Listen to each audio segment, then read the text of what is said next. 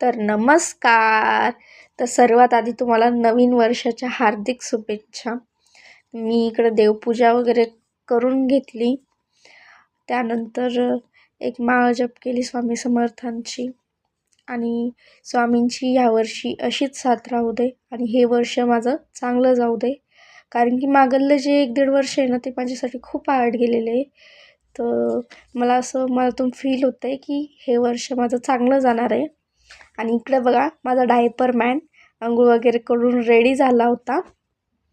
त्यानंतर आम्ही गेलो होतो क्लिनिकमध्ये. तर क्लिनिकमध्ये आज केलं न्यू इयर सेलिब्रेशन केलं होतं.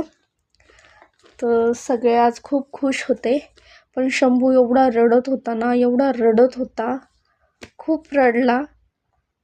पण म्हणलं काय करा. मग त्याच्यानंतर मी गेले होते घरी जाता जाता गजानन मंदिरला गेले होते. तिथं थोडं बसले.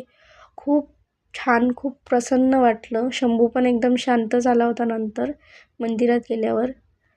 आणि मंदिरात आज तिप्पटीनं जास्त गर्दी होती, कारण की वर्षाचा पहिला गुरुवार होता.